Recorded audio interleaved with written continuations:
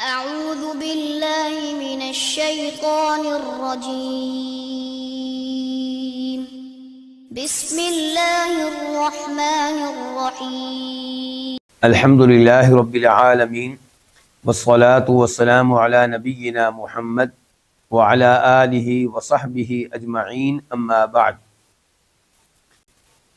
سورہ ہود آیت نمبر 61 سے آغاز کریں گے، اور میں اور آپ جانتے ہیں کہ تذکرہ شروع ہو چکا ہے گزشتہ انبیاء کرام علیہم السلام اور ان کی اقوام کا، اور اللہ رب العزت گزشتہ انبیاء کرام علیہم السلام اور ان کی اقوام کے واقعات کیوں ذکر کرتے ہیں؟ تاکہ ان کے واقعات سے تسلی ملے ہمارے نبی علیہ السلام کو، صحابہ کرام کو، اور قیامت تک آنے والے اہل ایمان کو۔ جب کبھی وہ دعوت و تبلیغ کا کام کریں، توحید کا کام کریں، شرک سے منع کریں، انہیں تنگ کیا جائے، پریشان کیا جائے، تو وہ یاد کر لیں گزشتہ انبیاء کرام کو علیہم السلام اور ان پہ ایمان لانے والوں کو، تو انسان کو حوصلہ ملے گا کہ ایسا برا سلوک صرف ہمارے ساتھ نہیں ہو رہا بلکہ پہلے لوگوں کے ساتھ بھی ہوتا رہا ہے، اور خوشخبری بھی ملے گی کہ جیسے اللہ نے ان کو عزت دی تھی، بالآخر اچھا انجام ہوا تھا ان کا، بالآخر ایسے ہی ہمارا بھی ہوگا۔ دوسرے نمبر پہ ان واقعات میں وارننگ ہوتی ہے، وعید ہوتی ہے، دھمکی ہوتی ہے ان لوگوں کے لیے جو تنگ کرتے رہے ہمارے نبی علیہ السلام کو، صحابہ کرام کو، اور قیامت تک جو اہل ایمان کو تنگ کریں گے، ان سب کے لیے کیا ہے؟ وارننگ ہے، دھمکی ہے کہ ٹھیک ہو جاؤ، سدھر جاؤ، اپنی اصلاح کر لو، ایمان لے آؤ، تکذیب سے بعد آ جاؤ، مذاق اڑانے سے بعد آ جاؤ، اہل ایمان کو تنگ کرنے سے بعد آ جاؤ، ورنہ تمہارا وہی حشر ہوگا جو حشر ان لوگوں کا ہوا جنہوں نے پہلے نبیوں کو تنگ کیا علیہم السلام۔ اور کئی فوائد ہیں ان واقعات میں۔ تو ہم سورہ ہود میں پڑھ چکے ہیں نوح علیہ السلام کی قوم کا واقعہ اور قوم ہود کا واقعہ، یعنی کہ قوم کا نام عاد اور نبی کے نام ہود علیہ السلام، اور اب پڑھنے لگے ہیں قوم سمود اور نبی کون ہے؟ صالح۔ اور یہ واقعات پڑھتے ہوئے دوبارہ اس حدیث کو یاد کر لیں جس میں فرماتے ہیں ابو بکر صدیق رضی اللہ عنہ نبی علیہ السلام سے کہ اللہ کے نبی آپ تو بوڑھے ہو گئے، تو آپ نے فرمایا کہ مجھے بوڑھا کر دیا ہے چند صورتوں نے۔ 5 صورتوں کا نام لیا، ان میں سے پہلی صورت کیا تھی؟ سورہ ہود، یعنی کہ سورہ ہود میں آنے والی یہ واقعات کہ اللہ نے کیسے کیسے عذاب دیا گزشتہ اقوام کو۔ میں اور آپ یہ واقعات پڑھتے ہیں، ہم تو کوئی ٹینشن ہی نہیں لیتے، رونا ہی نہیں آتا۔ تو دیکھیں اللہ کے نبی علیہ السلام جو گناہوں سے پاک صاف تھے اور اللہ کے سب سے زیادہ قریب تھے، تمام انسانوں میں سب سے افضل تھے، وہ یہ سورت پڑھ کر اور ان واقعات کو پڑھ کر یعنی کہ بوڑھے ہو گئے، بڑھاپا جلدی آ گیا۔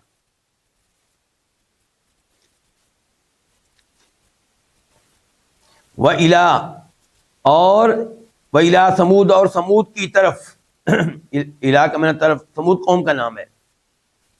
یہ قوم کہاں پہ تھی؟ یعنی کہ آج بھی اگر آپ مدینہ سے جائیں تبوک کی طرف، مدینہ سے جائیں شام کی طرف، تبوک کی طرف، تو راستے میں ان کی بستیاں آئیں گی، ان کی رہائش گاہیں آئیں گی، ان کو آج کل کہتے ہیں مدائن صالح۔ کیا کہتے ہیں؟ مدائن صالح۔ تو وہاں پہ ان کی بستیاں آج بھی موجود ہیں، وہ پہاڑ آج بھی موجود ہیں جن کے اندر انہوں نے اپنے گھر بنائے تھے پہاڑوں کو تراش کر۔ انسان ان گھروں کو دیکھتا ہے تو حیران رہ جاتا ہے کہ کب سے یہ گھر اب بھی موجود ہیں۔ اور یہ قوم طاقت کے لحاظ سے کیسی ہوگی، مہارت کے لحاظ سے کیسی ہوگی، جنہوں نے پہاڑوں میں تلاش کر اپنے گھر تلاش کر لیے، اپنے ان کے پہاڑوں کو تلاش کر اپنے گھر بنا لیے۔ تو یہ وہ قوم ہے۔ اور نبی علیہ السلام جب جنگ تبوک کے لیے جا رہے تھے تو آپ اور صحابہ کرام ان کی رہائش گاہوں سے گزرے، ان کی بستیوں سے گزرے۔ تو نبی علیہ السلام جب جنگ تبوک کے لیے جا رہے تھے تو آپ اور آپ کے صحابہ کرام اس قوم کی رہائش گاہوں سے گزرے، تو آپ نے کہا تھا کہ خبردار ان کے گھروں میں داخل نہیں ہونا، جو داخل ہو وہ روتے ہوئے داخل ہو۔ ورنہ کہیں ایسا نہ ہو کہ تمہارے اوپر وہی عذاب آئے جو ان کے اوپر آیا تھا۔ تو اگر کوئی آدمی ان کی رہائش گاہوں سے گزرتا ہے تو وہ رونے کی حالت میں گزرے، اللہ سے ڈرتے ہوئے گزرے، ان کے انجام سے عبرت پکڑتے ہوئے گزرے۔ فرمایا اللہ تعالیٰ نے وَإِلَىٰ ثَمُودَ، اور قوم سمود کی طرف ہم نے بھیجا۔ یہاں پہ بھی ایک لفظ مقدر ہوگا کیا، ارسلنا، اور وہ ہمیں کیسے معلوم ہو رہا ہے؟ آیت نمبر 25 سے 25 کہ جب تذکرہ شروع ہوا تھا نوح علیہ السلام کا، اللہ نے وہاں پہ کیا کہا تھا؟ ارسلنا۔ وہی ارسلنا آگے بھی مقدر ہے، پوشیدہ ہے، موجود ہے۔ اور ہم نے بھیجا قوم سمود کی طرف اخاہم، ان کے بھائی صالحا، صالح کو۔ قال، اس نے کہا، کس نے؟ صالح نے، یا قومی، اے میری قوم۔ یا کا معنی اے، اور اصل میں کیا تھا؟ قومی، اے میری قوم۔ اعبدوا اللہ، اعبدو، تم عبادت کرو اللہ، اللہ تعالیٰ کی۔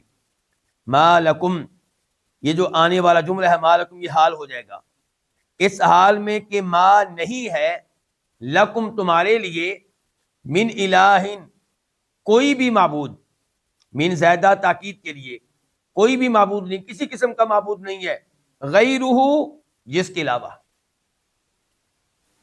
ہوا، اس نے، کس نے؟ اللہ نے، انشا، پیدا کیا، کم، تمہیں، من الارض، زمین سے، واستعمرا، اور اس نے خوب آباد کیا، خوب ہم مانا کس کا کر رہے ہیں؟ سین کا، اور اس نے خوب آباد کیا، کم، تمہیں، فیہا، اس میں، کس میں؟ زمین میں، فاستغفروا، تو استغفروا، تم مغفرت طلب کرو، طلب کس کا معنی ہے؟ سین کا، مغفرت طلب کرو، مغفرت کی دعا کرو، مغفرت کی درخواست کرو، مغفرت چاہو، سین کا کوئی بھی معنی آپ کر لیں ان الفاظ میں سے، بس تم مغفرت طلب کرو، ہو، اس سے، کس سے؟ اللہ سے، ثم، پھر، توبو، تم رجوع کرو، الیہ، اس کی طرف، کس کی طرف؟ اللہ کی طرف، انا، بے شک، ربی، میرا رب، قریب، بہت قریب ہے، مجیب، قبول کرنے والا ہے۔ اس آیت میں اللہ رب العزت نے بتایا کہ ہم نے قوم سمود کی طرف ان کے بھائی صالح کو بھیجا۔ بھائی سے مراد کہ ان کے قبیلے کے ایک فرد تھے، ان کے رشتہ دار تھے، کسی دوسری قوم سے آئے ہوئے نہیں تھے، اور ان کی بھی پہلی دعوت دیگر انبیاء کرام علیہم الصلوۃ والسلام کی طرح کیا ہے؟ دعوت توحید، اور توحید میں ہی شرک سے انکار۔ آج جو عالم دین بار بار شرک سے روکے اور توحید کی دعوت دے، کئی لوگ برا منا جاتے ہیں، یہ ہر جگہ توحید کی بات کرتا ہے، ہر موقع پہ شرک سے روکنا شروع کر دیتا ہے، جبکہ اسی چیز پہ توجہ ہوا کرتی تھی انبیاء کرام علیہم الصلوۃ والسلام کی، اور اللہ کے نبی علیہ السلام کی پوری زندگی توحید کی دعوت دینے اور شرک سے منع کرنے سے عبارت ہے۔ آغاز بھی یہیں سے ہوا، فوت ہو رہے تھے تو تب بھی شرک سے منع کر رہے تھے، جب کہہ رہے تھے اللہ کی لعنت ہو یہودیوں عیسائیوں پہ کہ انہوں نے اپنے نبیوں کی قبروں کو سجدہ گاہیں بنا لیا تھا، تم یہ کام نہ کرنا، میں تمہیں سے منع کر رہا ہوں۔ یہ آپ کسی سے روک رہے ہیں؟ آپ اس راستے سے روک رہے ہیں جو شرک کی طرف لے جانے والا ہے، یعنی کہ نبی کی قبر کے پاس آ کر آپ اللہ کے لیے نماز پڑھیں گے تو یہ شرک نہیں ہے، لیکن شرک کی طرف لے جانے والا راستہ ہے، یہ گمراہی ہے۔ آج آپ نماز پڑھیں گے اللہ کے لیے، کوئی آپ کی آئندہ نسلوں میں سے کوئی آ کے نماز پڑھے گا نبی کے لیے، تو پہلا کام غلط ہے، اس لیے کہ وسیلہ اور ذریعہ ہے، گمراہی ہے، اور دوسرا کام صاف صاف شرک ہے۔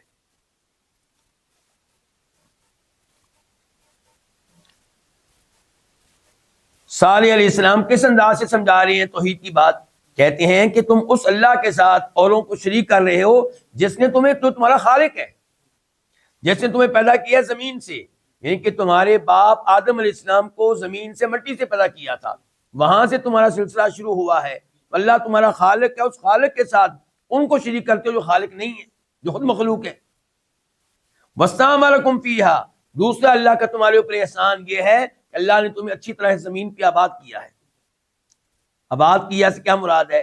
زمین پہ رہنے کا جگہ دی، زمین پہ رہنے کی جگہ دی اور وسائل دیے، زراعت، کھیتی، پھل، سبزیاں، اور پہاڑوں میں گھر بنانے کی مہارت دی، تو یہ ساری نعمتیں دی ہیں۔ وَاسْتَعْمَرَكُمْ فِيهَا میں ساری نعمتیں آ جاتی ہیں، تو یہ اللہ جو تمہارا خالق ہے، یہ اللہ جس نے تمہارے اوپر نعمتوں کی بارش کر دی ہے، تم اس کے ساتھ اوروں کو شریک کرتے ہو، فاستغفروا، اس سے معافی مانگ لو، شرک سے توبہ طیب ہو جاؤ، کفر سے توبہ طیب ہو جاؤ، ثم توبوا الیہ، پھر اس کی طرف رجوع کرو نیک اعمال کرنے کے لیے اور گناہوں سے بچنے کے لیے۔ ان ربی قریب مجیب، اس میں ترغیب ہے کہ اگرچہ تمہارا گناہ بہت بڑا ہے، جرم بہت بڑا ہے، لیکن اللہ تعالی تمہارے بہت قریب ہے، بغیر کسی واسطے کے دعاؤں کو سنتا ہے، قبول کرتا ہے۔ قریب یعنی کہ اللہ تعالیٰ سے دعا لینے کے لیے، اللہ سے دعا کرنے کے لیے، اللہ سے کچھ چیز لینے کے لیے کسی اور انسان کو بیچ میں پیش کرنا یہ ضروری نہیں ہے۔ یعنی کہ ایسا نہیں ہے کہ آپ پہلے کسی کے پاس آئیں گے، وہ پھر آپ کے لیے دعا کرے گا تو تبھی آپ کی دعا قبول ہوگی۔ ہاں، آپ کسی زندہ آدمی کو نیک کو وسیلہ بنا سکتے ہیں، جائز ہے، جیسا کہ صحابہ کرام اللہ کے نبی کو وسیلہ بناتے تھے جب آپ زندہ تھے، وسیلہ آپ کی ذات کا نہیں بناتے تھے، آپ کی دعا کا، دعا کی درخواست کرتے تھے، لیکن فوت ہو جانے کے بعد انہوں نے نہ اللہ تعالیٰ کو اپنے نبی کی ذات کا وسیلہ دیا کہ آپ کے صدقے، اور نہ ہی ایسا ہوا کہ آپ کی قبر پہ آ کے آپ سے درخواست کی کہ اب آپ ہمارے لیے دعا کریں۔ زندہ آدمی سے وسیلہ، اس کا تعلق زندگی سے ہے۔ اسی لیے جناب عمر فاروق کے زمانے میں جب بارش نہ ہوئی، قحط سالی ہوئی، تو عمر فاروق آپ کے زندہ چچا عباس رضی اللہ عنہ کو میدان میں لے کر ان سے دعا کرائی۔ اگر فوت ہونے کے بعد آپ سے دعا کرانا ممکن ہوتا تو آپ کی قبر پہ آتے، میدان میں نہ جاتے، آپ کے چچا کو ساتھ لے کر نہ جاتے۔ تو ان ربی قریب مجیب، بے شک میرا رب کیا ہے، بہت قریب ہے، مجیب ان دعاؤں کو قبول کرنے والا ہے۔ آیت نمبر 62، قالوا، انہوں نے کہا، یا صالح، اے صالح، قد تحقیق، کنتا تو تھا، فینا ہم میں، مرجوون، امیدوں کا مرکز۔ کیا تھا؟ امیدوں کا مرکز تھا، تو اس سے بڑی امیدیں تھیں ہمیں، تو ہمیں کیا تھا؟ مرجوون، امیدوں کا مرکز۔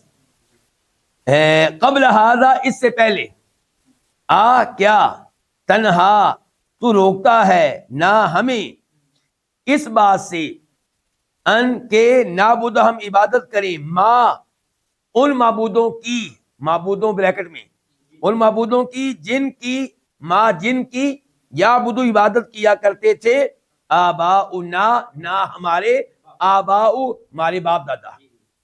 آبا جمع ہے ابن کی، ابن ایک باپ ایک ہی ہوتا ہے، تو جمع کیوں آ گیا؟ باپ، دادا، پردادا وغیرہ۔ وَإِنَّنَا، جبکہ، واو حالیہ، جبکہ، اِنَّا، بے شک، نہ ہم، لفی شکن، البتہ ایک ایسے شک میں ہیں، مما، یہ سمجھ کیا تھا؟ من اور ما، اس چیز کے متعلق، اس چیز کے بارے میں، تدعونا الیہ، جس کی طرف تو ہمیں دعوت دیتا ہے، جس کی طرف تو ہمیں بلاتا ہے، تدعو، تو دعوت دیتا ہے، نہ ہمیں الیہ، جس کی طرف، ہم اس چیز کے بارے میں کیا ہے؟ ایک شک میں۔ ایسا شک، مریبن، یہ صفت ہے شک کی، مریبن، دھیان سے، صفت ہے کس کی؟ شک کی۔ ہم ایک ایسے شک میں مریب جو بے چین کر دینے والا ہے، جو اضطراب پیدا کر دینے والا ہے، جو بے قرار رکھنے والا ہے۔ یہاں پہ قوم کی طرف سے جواب ہے اپنے نبی صالح کو۔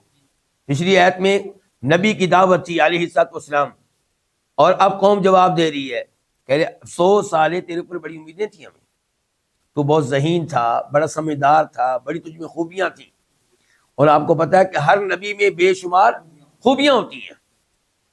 جیسا کہ ہمارے نبی علیہ الصلوۃ والسلام کے اوپر پہلی وحی نازل ہوئی تو آپ پریشان ہو کے گھر آئے، تو خدیجہ نے آپ کی خوبیاں بیان کی تھی کہ آپ میں جو خوبیاں ہیں، ایسی خوبیوں والے انسان کو اللہ ضائع نہیں کرے گا۔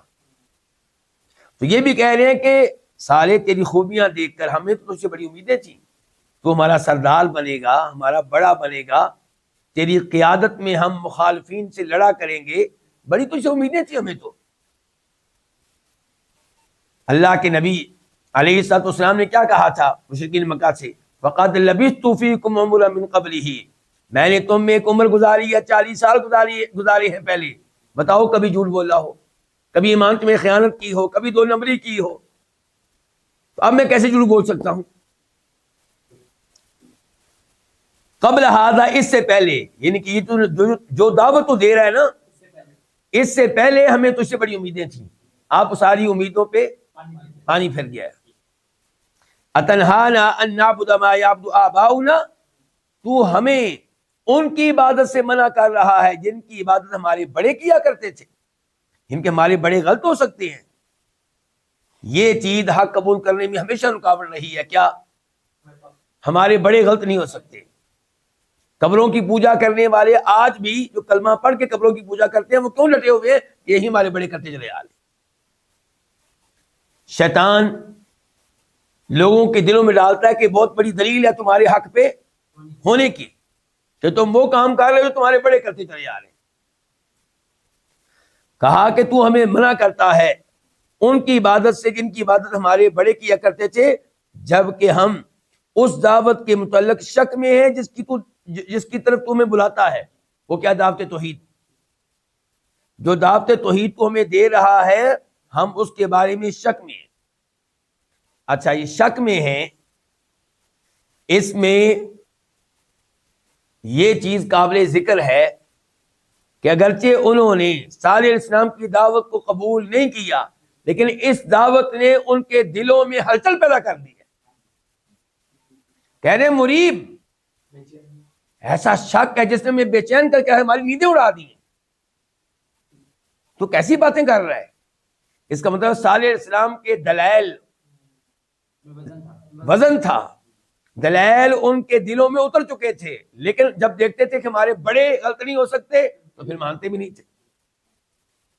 اب برابر کا مقابلہ جاری ہے، یعنی کہ ایک طرف کہ ہمارے بڑے غلط نہیں ہو سکتے اور ایک طرف صالح علیہ السلام کے دلائل بڑے مضبوط ہیں، تو اس لیے اب شک میں ہیں۔ شک کہتے ہیں اس کو کہ معاملہ برابر ہو۔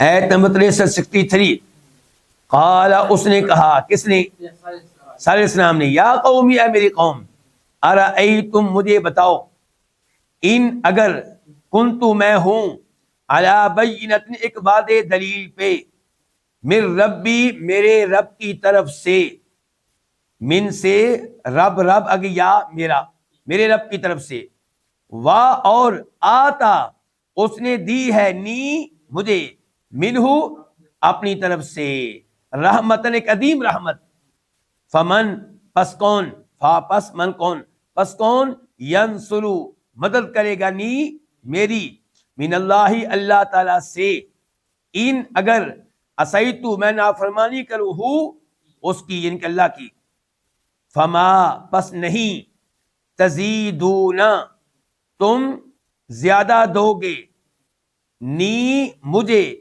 غیر تقصیر، نقصان پہنچانے کے علاوہ، خسارہ پہنچانے کے علاوہ۔ فما، ما کا ترجمہ میں نے کیا کیا ہے؟ نہیں، اور اس کو استفہامیہ بھی بنایا جا سکتا ہے۔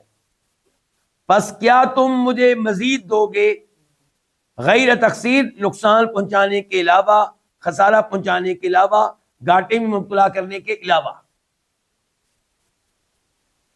صالح علیہ السلام اپنی قوم سے کہہ رہے ہیں کہ اے میری قوم، مجھے یہ بتائیں کہ جب میں اپنے رب کی طرف سے ایک واضح دلیل کے اوپر ہوں اور میرے رب نے مجھے ایک عظیم رحمت دی ہے، مراد کیا؟ نبوت۔ سورہ زخرف میں اللہ تعالی نے کہا کہ وَقَالُوا لَوْلَا نُزِّلَ هَذَا الْقُرْآنُ عَلَىٰ رَجُلٍ مِّنَ الْقَرْيَتَيْنِ عَظِيمٍ، یہ اہل مکہ کہتے ہیں کہ اگر یہ قرآن اللہ کا کلام ہوتا تو یہ مکہ یا طائف، 2 عظیم شہر ہیں یہاں پہ، ان کے کسی بڑے چودھری کے اوپر نازل ہوتا، کسی بڑے سردار کے اوپر نازل ہوتا، کسی عظیم شخصیت کے اوپر نازل ہوتا، اگر یہ اللہ کا کلام ہوتا۔ اللہ کا کلام نہ ہونے کی دلیل کیا ہے؟ کہ دعویٰ وہ آدمی کر رہا ہے جو نہ سردار ہے مکہ کا نہ طائف کا۔ تو اللہ نے آگے سے کیا کہا؟ اہم یقسمون رحمت ربک، کیا تیرے رب کی رحمت ان کے ہاتھ میں ہے، یہ تقسیم کریں گے؟ تو مراد کیا؟ نبوت۔ تو یہاں پہ بھی رحمت سے مراد کیا؟ نبوت۔ اچھا، تو صالح علیہ السلام کہہ رہے ہیں کہ جب میں اپنے رب کی طرف سے بعد دلیل کے اوپر ہوں اور اس نے مجھے ایک عظیم رحمت دی ہے، یعنی کہ نبوت دی ہے، تو اب یہاں پہ لفظ مقدر ہوگا، تو کیا میں اس کی نافرمانی کروں؟ اعصیہ، کیا میں اس کی نافرمانی کروں؟ اگر میں ایسا کرتا ہوں، فمن ینصرنی من اللہ، مجھے اللہ سے کون بچائے گا؟ اللہ میری جب پکڑنے پہ آئے گا، اللہ جب مجھے اپنی گرفت میں لے گا، جب اللہ کا میرے اوپر عذاب آئے گا، ان صحیح تو اگر میں اس کی نافرمانی کروں، توحید کی دعوت نہ دوں، شرک سے منع نہ کروں، تو مجھے اللہ کے عذاب سے کون بچائے گا؟ جہاں تک تعلق ہے تمہارا، اگر میں تمہاری بات مان لوں تو تم مجھے اللہ کے عذاب سے نہیں بچا سکو گے۔ البتہ تمہاری بات ماننے کا نقصان یہ ہوگا کہ میں مزید خسارے میں مبتلا ہو جاؤں گا کہ ایک اللہ کا پیغام نہیں پہنچایا، توحید کی دعوت نہیں دی، شرک سے صحیح معنوں میں منع نہیں کیا، اوپر سے ان ظالموں کے پیچھے لگ گیا ہوں۔ تو تمہاری بات ماننے سے مجھے تمہارے ووٹ ملنے کا کوئی فائدہ نہیں ہے، تمہارے ووٹ مجھے نقصان پہنچائیں گے، تمہاری حمایت میرے لیے نقصان دہ ہے۔ فما تزیدوننی، بس تم مجھے نہیں بڑھا سکو گے، تم مجھے نہیں زیادہ کرو گے، تم مجھے زیادہ نہیں دو گے، غیر تقصیر، نقصان پہنچانے کے علاوہ، نقصان میں مبتلا کرنے کے علاوہ۔ آیت نمبر 64 وَيَا قَوْمِ، اور اے میری قوم، ہَذِهِ، یہ ناقۃ اللہ، اللہ کی اونٹنی ہے، لکم، تمہارے لیے، آیتن، اس حال میں کہ ایک عظیم نشانی ہے، عظیم تنوین کا معنی، فَذَرُوهَا، 3 الفاظ ہیں، فا پس، ضرور تم چھوڑ دو، ہا اس کو، تاکل، یہ کھاتی رہے، فی ارض اللہ، اللہ کی زمین میں، ولا تمسوہا، ولا اور نہ، تمسوہا، تم ہاتھ لگاؤ، ہا اس کو، اس اونٹنی کو، بسوء، برائی کے ساتھ، برے ارادے سے، فا، ورنہ، کیونکہ فا سببیہ ہے، فا کا معنی کہیں گے ورنہ، یا خدا، پکڑ لے گا، کم، تمہیں، عذاب، ایک ایسا عذاب، قریب، جو جلد آنے والا ہوگا، جو قریب ہوگا۔ مختلف انبیاء کرام علیہم السلام کو مختلف معجزات دیے گئے، اور صالح علیہ السلام کی قوم کے لیے معجزہ کیا آیا؟ اونٹنی۔ یہ اونٹنی بہت بڑا معجزہ تھی، یہ کوئی عام اونٹنی نہیں تھی، یہ ہمیں معلوم ہو رہا ہے اس لفظ سے، ناقۃ اللہ، اللہ کی اونٹنی، حالانکہ ہر اونٹنی اللہ کی اونٹنی ہے، لیکن جب کسی چیز کے بارے میں کہا جائے یہ اللہ کی اونٹنی ہے باقی اونٹنیوں کو چھوڑ کے، اس کا مطلب یہ ہے کہ یہ بڑی عظیم شے ہے کوئی۔ جیسے ساری مسجدیں کیا ہے؟ اللہ کا گھر، لیکن بیت اللہ کس کو کہتے ہیں؟ مکہ والے کو، مسجد حرام میں جو ہے، اس کا مطلب یہ ہے کہ وہ اللہ کا عام گھر نہیں بلکہ اللہ کا بہت عظیم گھر ہے۔ تو ناقۃ اللہ کے لفظ سے پتہ چلتا ہے کہ یہ عظیم اونٹنی تھی، اور اس کے عظیم ہونے کا پتہ اس سے بھی چلتا ہے کہ سورہ شعراء میں ہے، سورہ شعراء میں بیان کیا گیا ہے کہ صالح علیہ السلام نے اپنی قوم سے کہا تھا کہ ایک دن پانی اکیلی یہ اونٹنی پیا کرے گی، اور دوسرے دن تمہارے جانور پانی پیا کرے گی۔ تو کتنی عظیم اونٹنی ہوگی جو ایک دن کا سارا پانی پیتی ہوگی، اس سے آپ اندازہ لگا سکتے ہیں کہ کتنی عظیم اونٹنی ہوگی۔ اچھا، اس اونٹنی کے تعلق سے دوسری بات یہ بیان ہوئی ہے کہ وہ جدھر سے بھی کھائے پیے، کسی کو روکنے کی اجازت نہیں ہے۔ اگر کسی نے روکا، کسی نے بری نیت سے اس کے اوپر حملہ کیا، تو ان کے اوپر عذاب آئے گا، اور عذاب لیٹ نہیں ہونے والا، بہت جلد عذاب آئے گا۔ اس اونٹنی کے تعلق سے مفسرین نے کئی باتیں لکھی ہیں۔ مثال کے طور پہ کہ یہ اونٹنی کہاں سے نکلی تھی؟ ایک چٹان کے اندر سے، چٹان کے اندر سے نکلی تھی، اور جب نکلی تھی تبھی حمل کی حالت میں تھی، اور جلدی اس نے بچہ جنم دیا، اور جب اس کو قتل کیا گیا تب وہ بچہ بھاگ کھڑا ہوا اور ایک پہاڑ کے اوپر چڑھ گیا، اور پہاڑ میں اس کے لیے راستہ بنا، اس کے اندر وہ داخل ہو گیا اور غائب ہو گیا۔ یہ اور اس قسم کی باتیں بیان کی جاتی ہیں، لیکن ان باتوں کے پیچھے کوئی قرآن کی آیت نہیں ہے، کوئی صحیح سند سے روایت کردہ حدیث نہیں ہے، یہ اسرائیلی روایات ہیں، یہودیوں عیسائیوں سے لی گئی معلومات ہیں، ان کے اوپر ہم اعتماد نہیں کر سکتے۔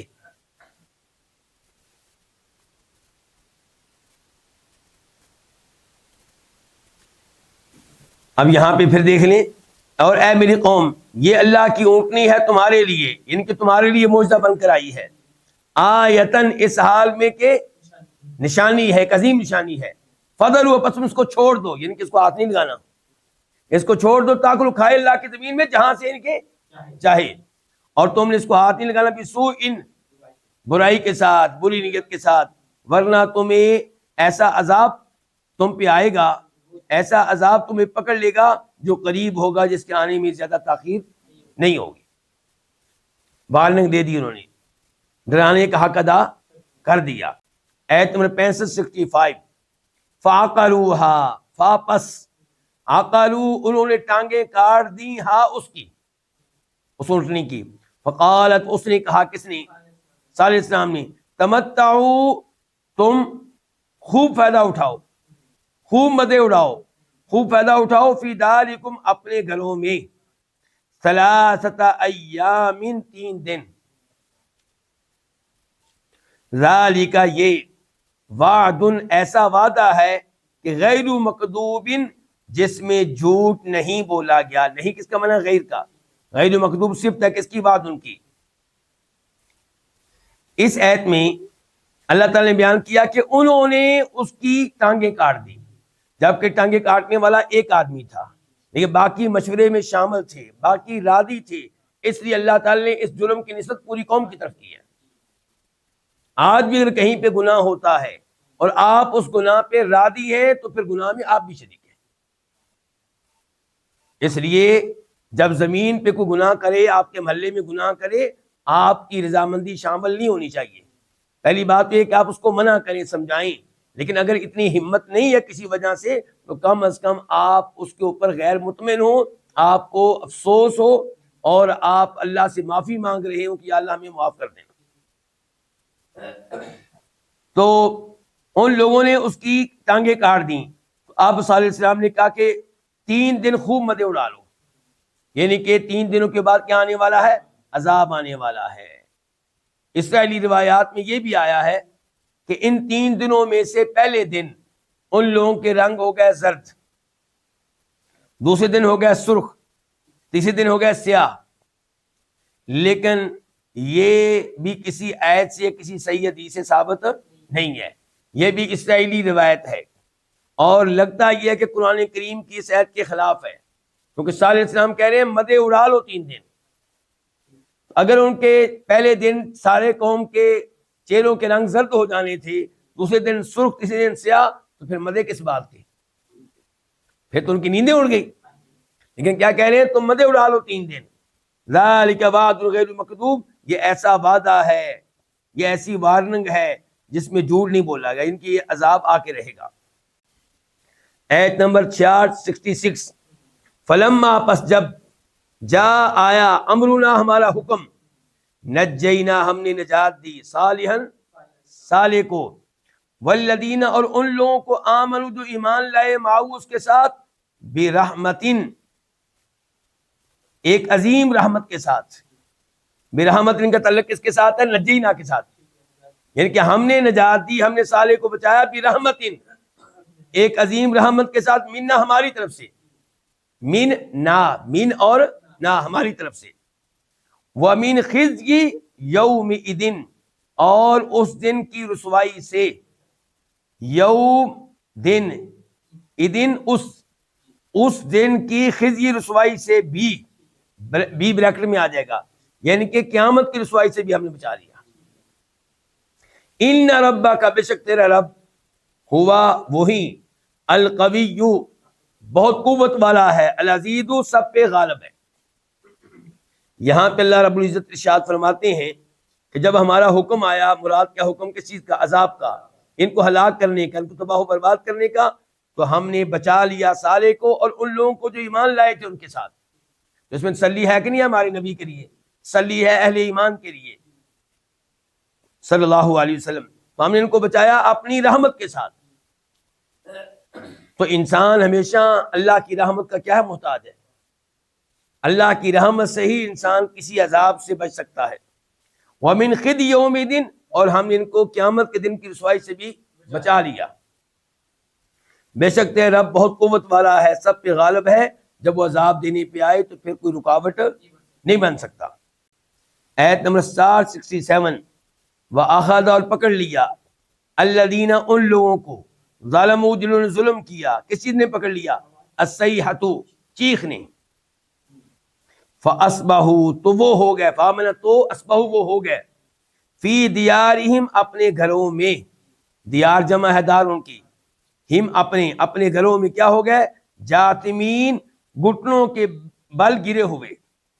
جاثمین جمع ہے جاثمن کی، جاثمن ایک آدمی، جاثمین گھٹنوں کے بل گرے ہوئے. اس کا دوسرا ترجمہ کر سکتے ہیں اوندے منہ گرے ہوئے. اللہ رب العزت نے ارشاد فرمایا کہ ان کے اوپر عذاب کون سا آیا؟ چیخ آئی جو ان کے لیے ناقابل برداشت تھی. تو وہ اپنے گھروں میں اوندے منہ گر پڑے، گھٹنوں کے بل گر پڑے، مر گئے. اور ان کا انجام پھر کیا ہوا؟ صورتحال کیسی ہو گئی؟ کأن لم یغنوا فیہا. آیت نمبر 68. کأن اصل میں کیا؟ کأنہم، گویا کہ وہ، لم یغنوا، نہیں رہے، فیہا، ان گھروں میں. الا، خبردار، اٹینشن، یعنی کہ یہ تنبیہ کے لیے ہے. الا، خبردار، ان ثمود کفروا ربہم، بے شک قوم ثمود نے اپنے رب کا انکار کیا، اپنے رب کے ساتھ کفر کیا. الا، خبردار، بعدن، دوری ہے، لی ثمود، قوم ثمود کے لیے. اللہ رب العزت یہاں پہ وعدے کر رہے ہیں کہ ان کی صورتحال ایسی ہوگی گویا کہ کبھی وہ ان گھروں میں رہے نہیں تھے. ایسی تباہی آئی کہ لگتا تھا کہ جیسے یہاں پہ کبھی وہ رہے ہی نہیں. اور اللہ تعالیٰ نے خلاصہ بیان کیا کتنا برا انجام کیوں ہوا؟ کیونکہ رب کے ساتھ کفر کیا، رب کے کلام کو نہیں مانا، رب کے نبی کو نہیں مانا. ایسی قوم کے لیے دوری ہے، لعنت ہے. ایسی قوم اللہ کی رحمت کی حقدار نہیں ہے. آیت نمبر 69. وَلَقَدْ، اور البتہ تحقیق، جات آئے، رسولنا، ہمارے بھیجے ہوئے. رسول جمع کس کی؟ رسول کی. نہ ہمارے بھیجے ہوئے، یا کہہ لیں ہمارے قاصد. البتہ تحقیق آئے ہمارے بھیجے ہوئے، کس کے پاس آئے؟ ابراہیم کے پاس. بالبشرا، خوشخبری کے ساتھ. تو آپ کہہ سکتے ہیں البتہ تحقیق ہمارے بھیجے ہوئے ابراہیم کے پاس خوشخبری لے کر آئے. قالو، انہوں نے کہا، کنہوں نے؟ ان بھیجے ہوئے نے. سلام، سلام کرتے ہم، سلام کرتے ہیں، یہ بریکٹ میں ہو جائے گا کیونکہ سلام اصل میں کیا ہے؟ نسلم سلاما. سلام اصل میں کیا ہے؟ نسلم سلاما. تو کیا ہے؟ ہم سلام کرتے ہیں. قال، اس نے کہا، کس نے؟ ابراہیم السلام نے. سلام، سلامتی ہو تم پہ، یعنی کہ یہاں پہ لفظ محذوف ہے، سلام علیکم، تم پر بریکٹ میں ہوگا. فما، پس نہیں، ما نافیہ، پس نہیں، لبث، وہ ٹھہرا نہیں، اس نے دیر کی. کس نے؟ ابراہیم علیہ السلام نے. ان، اس بات میں کہ، کیونکہ یہاں پہ فی مقدر ہے، فما لبث فی، بس اس نے تاخیر نہیں کی، اس نے دیر نہیں کی اس بات میں کہ ان، یہ کہ جا، وہ لے آیا. جا کے بعد با آ رہی نا، با نہ ہوتی منع ہوتا جا، وہ آیا. اب جا با تو لایا، وہ لے آیا. عجلن، ایک بچڑا، حنیدن، بنا ہوا. اللہ رب العزت نے اس آیت میں تذکرہ کیا کہ ابراہیم علیہ السلام کے پاس ہمارے بھیجے ہوئے پہنچے. مراد کون ہے؟ فرشتے. کیا لے کر پہنچے؟ خوشخبری. خوشخبری کس چیز کی؟ کہ اللہ تعالیٰ آپ کو ایک اور بیٹا دینے والا ہے. اس سے پہلے پیدا ہو چکے تھے کون؟ اسماعیل علیہ السلام. اب خوشخبری آئی ہے کہ اللہ تعالیٰ آپ کو اسحاق دینے والا ہے، اور اسحاق کے بعد، یعقوب بھی ملے گا، یعنی کہ اسحاق بیٹا ہوگا، یعقوب پوتا ہوگا. قالوا تو انہوں نے آ کر کہا فرشتوں نے سلامن، گفتگو کا آغاز کیسے کیا ہے؟ سلام سے۔ تو مجھے اور آپ کو نصیحت لینی چاہیے۔ اللہ نے واقعات اس لیے بیان کیے تاکہ ہم یہاں سے نصیحت لیں کہ کسی کے پاس جائیں پہلے سلام کہیں۔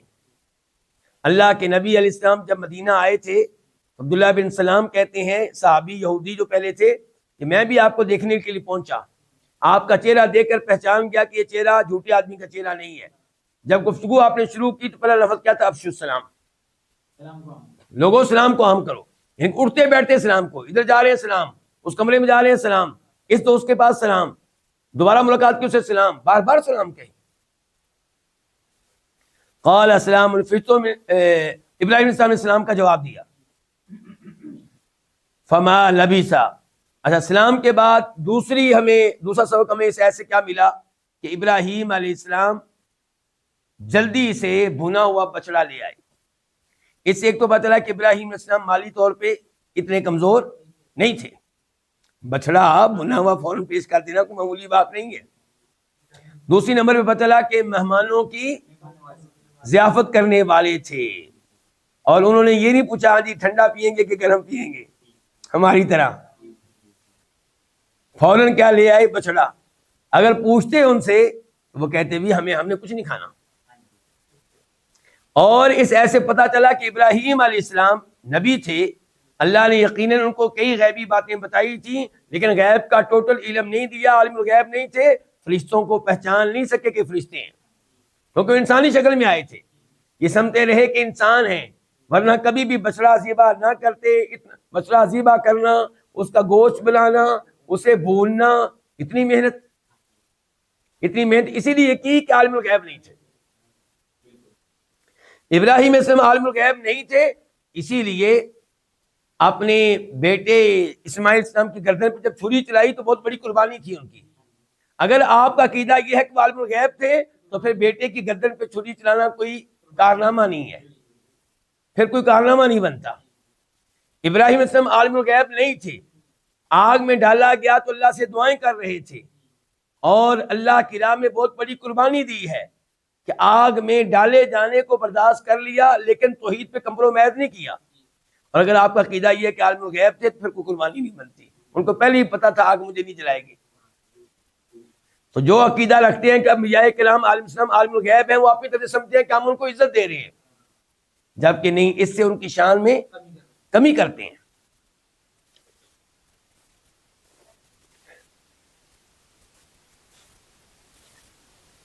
ہمارے نبی علیہ السلام کے بھی اچھے اوصاف میں سے ایک خوبی کیا تھی؟ سیدہ خدیجہ نے کیا کہا تھا؟ وہ ابھی تذکرہ میں نے کیا نا، جب پہلی وحی نازل ہوئی آپ پریشان ہوئے تو انہوں نے آپ کو حوصلہ دیتے ہوئے آپ کی خوبیاں شمار کی۔ ایک یہ تھی کہ وَتَقْرِ الضَّيْفَ، آپ کی خوبیوں میں سے ایک عظیم خوبی یہ کہ آپ مہمانوں کی مہمان نوازی کرتے ہیں۔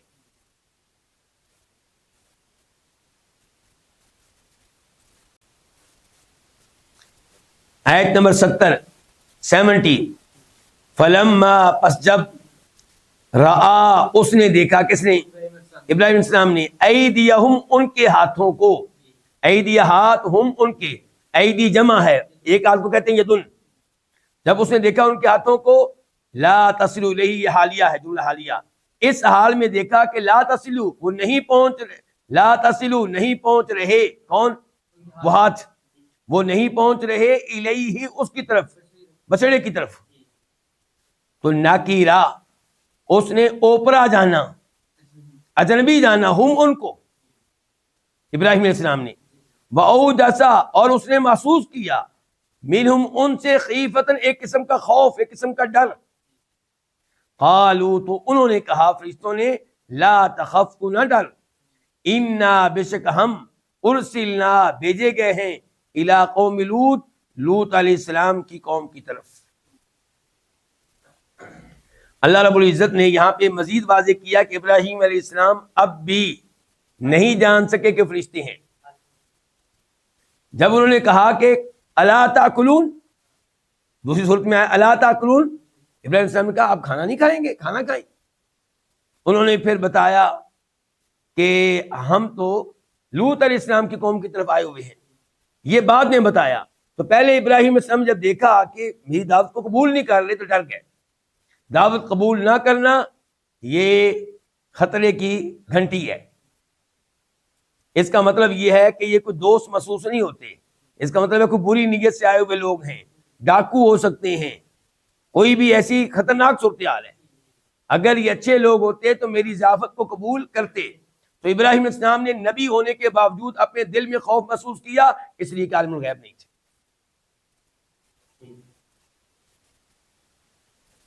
انہوں نے آگے سے کہا کہ آپ ڈریے نہیں، ہم لوط علیہ السلام کی قوم کی طرف بھیجے ہوئے ہیں۔ اچھا ڈریے نہیں، اس میں ایک پیغام یہ بھی ہو سکتا ہے کہ ہم آپ کی قوم پہ عذاب لے کر نہیں آئے، ہم لوط علیہ السلام کی قوم کی طرف آئے، آپ نہ ڈریں۔ اور دوسرا یہ کہ آپ ڈریے نہیں، ہم انسان نہیں ہیں، ہم ڈاکو نہیں ہیں، ہم بری نیت سے نہیں آئے، ہم تو اللہ کی طرف سے بھیجے ہوئے فرشتے ہیں، تو آپ ڈریے نہیں۔ آیت نمبر 71 وامرأتہ، اور اس کی بیوی، کس کی؟ ابراہیم علیہ السلام کی، ابھی تو ادھر ہی ہے نا۔ اور اس کی بیوی، ان کی ابراہیم علیہ السلام کی بیوی، قائمۃ، کھڑی تھی، فضاحکت، تو وہ ہنس پڑی، فا تو ضاحکت، وہ ہنس پڑی، فا تو بشرنا، ہم نے خوشخبری دی، ہاں اس عورت کو، بے اسحاق، اسحاق کی، ومن وراء اسحاق، اور اسحاق کے پیچھے سے، اسحاق کے بعد، ورا پیچھے، بعد، اور اسحاق کے بعد یعقوب، یعقوب کی، یعنی یعقوب کی خوشخبری دی۔ یہاں پہ پہلے تو سوال یہ اٹھے گا کہ یہ ابراہیم علیہ السلام کی کون سی وائف ہے؟ یہ سارہ ہیں۔ کون ہے؟ سارہ، جو ابراہیم علیہ السلام کی پہلی بیوی ہے۔ بعد میں ہاجر آئی تھی ان کے پاس، اور ان سے اولاد بھی ہو گئی، اسماعیل علیہ السلام، اور سارہ نے اس کی ٹینشن بھی لی تھی۔ تو اب بڑھاپے میں جا کے ان کو خوشخبری مل رہی ہے۔ اچھا، خوشخبری ملنے سے پہلے وہ ہنسی ہیں۔ یہ کس بات پہ ہنسی ہیں؟ علماء کرام نے لکھا ہے کہ یہ ہنسی ہوں گی اس بات پہ کہ یہ فرشتے ہماری قوم کو ہلاک کرنے کے لیے شکر نہیں آئے، تو خوش ہوئی ہیں۔ پہلے ٹینشن میں تھی نا، پریشان تھیں، پیچھے کھڑے ہو کے وہ بھی باتیں سن رہی ہوں گی، جیسا کہ ہوتا ہے اجنبی گھر میں آئیں تو گھر کی عقل مند عورت جو ہے وہ دھیان رکھتی ہے کہ مہمان خانے میں کیا ہو رہا ہے، کیا آوازیں آ رہی ہیں۔ تو اب جب پتا چلا کہ یہ تو فرشتے ہیں، اور ساتھ ہی پتا چلا کہ ہماری قوم کی طرف نہیں آئے، لوط علیہ السلام کی قوم کی طرف آئے ہیں، تو وہ ہنسی ہیں، خوش ہوئی ہیں۔ ایک تو خوش ہوئی ہوں گی اس بات پہ کہ لوط علیہ السلام کی قوم کے لوگ اس قابل ہیں کہ ان پہ اللہ کا عذاب آئے، لوط علیہ السلام کی زندگی انہوں نے حرام کر دی ہے۔ اور دوسرے نمبر پہ علماء کرام نے لکھا ہے کہ شاید اس بات پہ ہنسی ہوگی کہ شکر ہے کہ ڈاکو نہیں ہے، شکر ہے کہ ڈاکو نہیں ہے۔ فضاحکت، وہ ہنسی، فبشرناہا، تو ہم نے ان کو خوشخبری دی، اس کو، کن کو؟ خاتون کو، بے اسحاق، اسحاق کی۔ اچھا، تو انہوں نے خوشخبری ابراہیم علیہ السلام کو کیوں نہیں دی؟ پہلی بات تو یہ ہے کہ دوسری آیات میں تذکرہ آتا ہے کہ ابراہیم علیہ السلام کو بھی خوشخبری دی، لیکن خاص طور پہ ان کی وائف کو دی، کیونکہ وائف کو خوشخبری کی ضرورت زیادہ تھی ابراہیم علیہ السلام کے مقابلے میں۔ کیوں؟ ابراہیم علیہ السلام کے پاس تو بیٹا موجود ہے پہلے ایک، لیکن ان کے پاس بیٹا موجود نہیں ہے، تو ان کو خوشخبری دی بے اسحاق، اسحاق کی۔ اللہ تعالیٰ کہتے ہیں ہم نے خوشخبری دی، کیونکہ فرشتوں نے خوشخبری دی اللہ کے حکم سے، تو اسے اللہ تعالیٰ نے کہا ہم نے خوشخبری دی اسحاق کی۔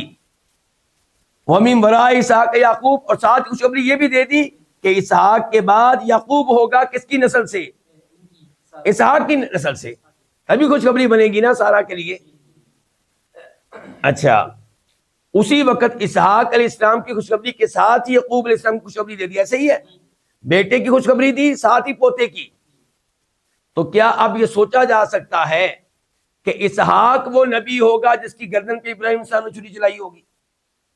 نہیں، یہ تو ممکن ہی نہیں ہے، کیونکہ یہ اگر اسحاق ہوتے تو ابراہیم السلام کہتے کہ یہ تو وہ بیٹا ہے جس سے کہ ابھی ہم نے شادی کرنی ہے، جس سے ابھی یعقوب نے پیدا ہونا ہے۔ تو پتا چلا جو نبی ذبیح ہیں وہ واقعی اسماعیل علیہ السلام ہیں، اور یہودیوں کی بات غلط ہے کہ ذبیح نبی جو تھے وہ اسحاق تھے۔ تو صحیح بات کیا ہے کہ ذبیح نبی کون ہے پھر؟ اسماعیل علیہ السلام۔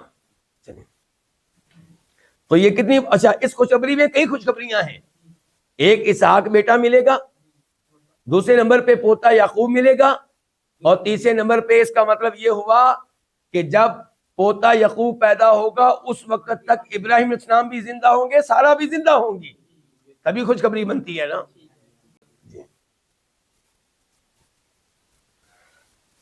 قالت، اس نے کہا، کس نے؟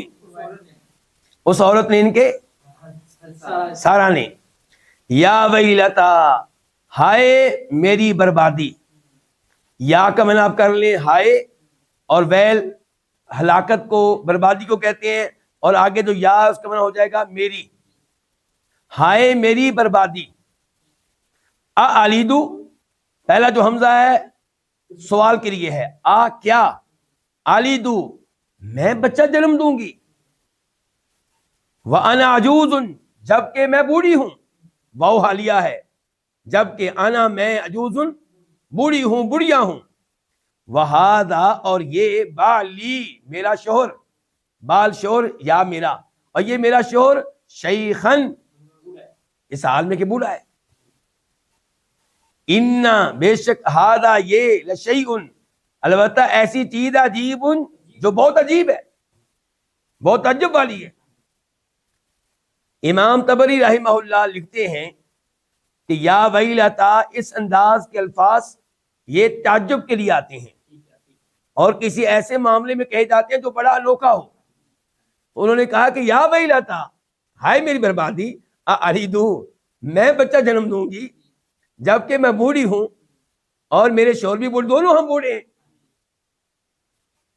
اسرائیلی روایات میں آیا ہے کہ سیدہ سارہ کی عمر ہوگی 90 سال اور ابراہیم اسلام کی عمر ہوگی 100 سال.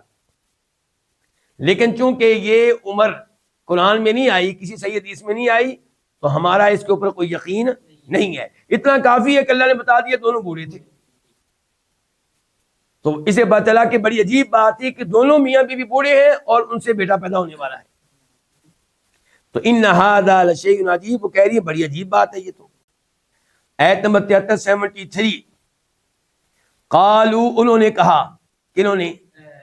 فرشتوں نے، کیا، تعجبین، تو تعجب کرتی ہے، من امر اللہ، اللہ کے امر پہ، اللہ کے معاملے پہ، رحمت اللہ، اللہ کی رحمت ہو، وبرکاتہ، اور اس کی برکتیں ہوں، علیکم، تم پہ، اہل البیت، اے گھر والو.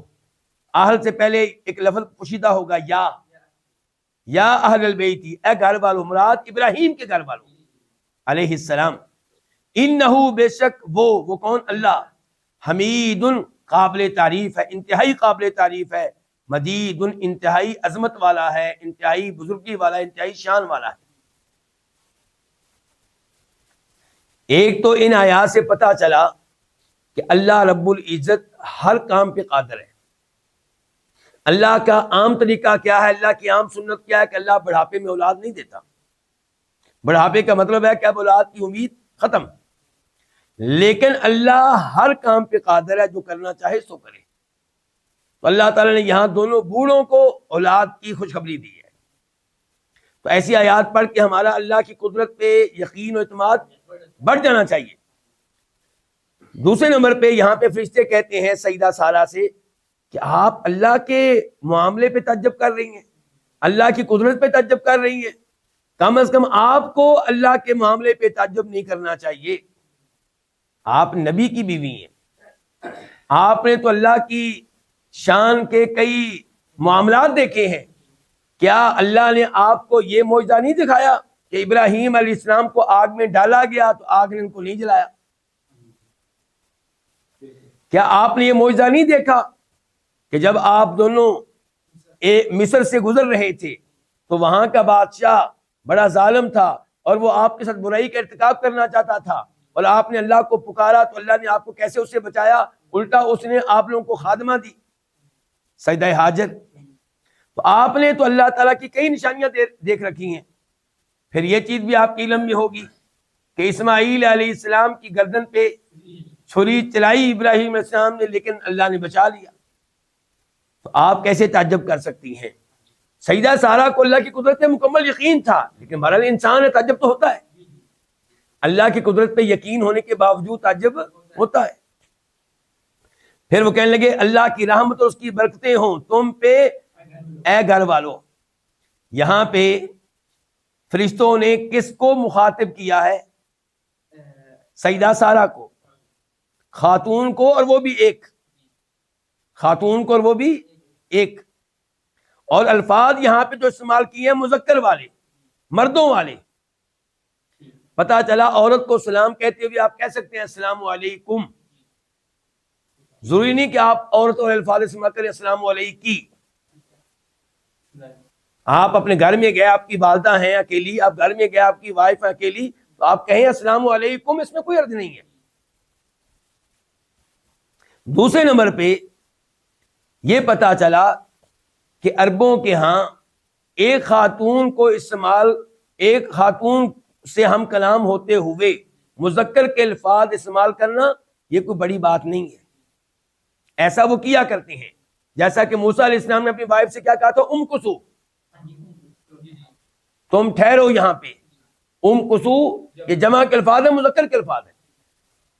اور یہاں پہ بھی دیکھیے فرشتوں نے ابراہیم علیہ السلام کی وائف کو مخاطب کیا ہے اور جمع مذکر کے الفاظ استعمال کیے ہیں۔ اور ساتھ ہی پتا چلا کہ انہوں نے ابراہیم علیہ السلام کی وائف کو ابراہیم علیہ السلام کے آل بیت میں سے ایک قرار دیا ہے۔ تو اب آپ آ جائیں اس آیت کے ذریعے سمجھیں سورہ احزاب کی آیت نمبر، یہ بڑا اہم بات ہے، ذرا اس کو آپ نے نظر انداز نہیں کرنا۔ اب یہاں سے آپ آ جائیں سورہ احزاب کی آیت نمبر 33 کی طرف، 33 سورہ احزاب 33۔ انما یرید اللہ لیذھب عنکم الرجس اہل البیت، اللہ صرف اور صرف یہ چاہتا ہے کہ تم سے لے جائے گندگی کو اہل البیت، اے نبی کے گھر والوں، اور تم کو پاک کر دے اچھی طرح۔ اچھا یہ الفاظ یہاں پہ مذکر والے ہیں کہ مؤنث والے؟ مذکر والے، مردوں والے الفاظ ہیں، جمع کے الفاظ ہیں۔ ہم کہتے ہیں، ہم اہل سنت، ہم اہل الحدیث، ہم سلفی لوگ کہتے ہیں کہ بیویاں آل بیت میں داخل ہیں، اس ایسے پتہ چلا، کیونکہ ان الفاظ سے پہلے بھی اللہ تعالیٰ گفتگو کر رہے ہیں اللہ کے نبی کی بیویوں سے علیہ الصلوۃ والسلام، اور اس جملے کے بعد بھی اللہ تعالیٰ مؤنث کے الفاظ استعمال کر کے ہم کلام ہیں اللہ کے نبی کی بیویوں سے علیہ الصلوۃ والسلام۔ لیکن وہ لوگ جو صحابہ کرام کے دشمن ہیں، جو اللہ کے نبی کی بیویوں کی عزت کرنے والے نہیں ہیں، وہ کہتے ہیں نہیں جی بیویاں آل بیت میں داخل نہیں ہوتی، کیونکہ یہاں پہ الفاظ مذکر والے ہیں۔ اگر بیویوں کو اللہ داخل کرنے والے ہوتے تو جیسے پہلے الفاظ مؤنث والے تھے بعد میں مؤنث والے ہیں، یہ جملہ بھی مؤنث کے الفاظ کے ساتھ ہوتا۔ تو ہم کہتے ہیں اگر آپ کوئی بات سمجھ نہیں آ رہی تو اس آیت سے سمجھ لیں جو ابھی ہم پڑھ رہے ہیں سورہ ہود آیت نمبر 73 کہ یہاں پہ فرشتے گفتگو کر رہے ہیں سیدنا ابراہیم علیہ السلام کی وائف سے، اور الفاظ استعمال کر رہے ہیں مذکر کے، اور ان کو آل بیت میں شامل کر رہے ہیں۔ تو پتہ چلا کہ بیویاں آل بیت میں شامل ہوتی ہیں، اور مذکر کے الفاظ ہونا یہ کوئی عجیب بات نہیں ہے۔ آیت کے آخر میں اللہ کی شان بیان ہوئی ہے کہ اللہ ہر حال میں قابل تعریف ہے، کوئی اس کی تعریف کرے یا نہ کرے وہ قابل تعریف ہے۔ مجید، ہر عظمت اسی کے لائق ہے۔ آیت نمبر 74 فلما، پس جب ذہابا چلا گیا، عن ابراہیم، ابراہیم سے، الروع ڈر، خوف، گھبراہٹ، وجاءت اور آئی، ہو اس کے پاس، البشرا خوشخبری، یجادلو وہ جھگڑا کرنے لگا، بحث و مباحثہ کرنے لگا، نہ ہم سے، فی قوم لوط، لوط علیہ السلام کی قوم کے متعلق، لوط علیہ السلام کی قوم کے بارے میں۔ اللہ رب العزت نے یہاں پہ وعدے کیا کہ پہلے تو ابراہیم علیہ السلام ڈر میں مبتلا ہو گئے تھے کہ یہ کھانا نہیں کھا رہے، پتہ نہیں کون لوگ ہیں۔ جب پتہ چلا کہ فرشتے ہیں، اور یہ بھی پتہ چلا کہ یہ ان کی قوم کی طرف عذاب لے کر نہیں آئے، تو اب بلکہ پتہ چلا خوشخبری لے کر آئے ہیں کہ آپ کو بیٹا ملنے والا ہے، پھر پوتا ملنے والا ہے۔ تو اب وہ ہم سے جھگڑا کرنے لگے لوط علیہ السلام کی قوم کے بارے میں کہ لوط علیہ السلام کی قوم پہ عذاب آئے گا۔ اس کی تھوڑی سی وضاحت سورہ عنکبوت میں آئی، آیت نمبر 32 میں 32، وہاں پہ آیا کہ انہوں نے کیا کہا کہ ان فیہا لوطا، لوط علیہ السلام کی قوم پہ عذاب آئے گا، وہاں پہ تو اللہ کے عظیم نبی لوط رہتے ہیں. قالوا نحن اعلم بمن فیہا، ہمیں اچھی طرح علم ہے کہ کون کون وہاں پہ رہتے ہیں. آگے ہم بچا لیں گے لوط کو بھی اور لوط کے گھر والوں کو بھی سوائے ان کی وائف کے. تو اس سے پتہ چلا کہ ابراہیم علیہ السلام صرف یہ نہیں کہ انہیں اپنی فکر تھی، لوگوں کی فکر تھی. یہاں پہ گفتگو کر رہے ہیں کہ ان کے بارے میں، لوط علیہ السلام کے بارے میں. آیت نمبر 75 ان ابراہیم، بے شک ابراہیم، لحلیم، البتہ بہت بردبار تھے، اواہ، نہایت آہوزاری کرنے والے تھے، مریب، اللہ کی طرف بہت رجوع کرنے والے تھے. ابراہیم السلام کی 3 خوبیاں بیان ہوئی: بردباری، اللہ کی طرف رجوع کرنا، اور آہوزاری کرنا، یعنی کہ اللہ تعالیٰ سے دعا کرتے ہوئے رونا، اور ان کے اوپر کیا طاری ہو جانا، یعنی کہ خشوع و خضوع طاری ہو جانا. آیت نمبر 76 یا ابراہیم، اے ابراہیم، یہ کون کہہ رہا ہے؟ نا، یہ فرشتے کہہ رہے ہیں. یہ فرشتے کہہ رہے ہیں یا ابراہیم، اے ابراہیم، آرز، تو اراض کر، انہادا، اس سے، یعنی کہ اس بات سے. انہو، بے شک بات یہ ہے، ضمیر شان، بے شک بات یہ ہے کہ قد، تحقیق، جا، آ چکا، امر ربی کا، تیرے رب کا حکم، وَإِنَّ، اور بے شک ہم یہ، آتی، آنے والا، ہم، ان کے اوپر، عذاب، ایسا عذاب، غیر مردود، جو ہٹائے جانے والا نہیں ہے، جو پھیرے جانے والا نہیں ہے. غیر نہیں مردود، جس کو ٹالا جا سکتا، غیر نہیں مردود، جس کو پھیرا جا سکتا. فرشتوں نے ابراہیم السلام سے کہا کہ آپ اس موضوع پہ بحث و مباحثہ نہ کریں، کیونکہ اللہ کا حکم آ چکا ہے. اس کا پتہ چلا کہ فرشتوں کا عقیدہ ہے کہ اللہ کا حکم آ جائے تو پھر ابراہیم نبی بھی اس کو ٹال نہیں سکتا. اللہ کا حکم آ جائے تو نبی ابراہیم علیہ السلام کی وجہ سے بھی وہ ٹلنے والا نہیں ہے.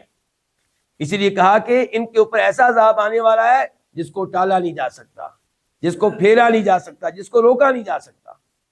تو اس سے پتہ چلا اللہ کی شان کا، اور یہ کہ انبیاء کرام اگرچہ بہت عظیم ہے لیکن اللہ کا حکم آ جائے تو اس میں کوئی رکاوٹ نہیں بن سکتا. آیت نمبر 77 ولما، اور جب، جات آئے، رسولنا، ہمارے بھیجے ہوئے، لوطن، لوط علیہ السلام کے پاس، سیئا، وہ غمگین ہوا، بہم، ان کی وجہ سے. کن کی وجہ سے؟ ان بھیجے ہوئے فرشتوں کی وجہ سے.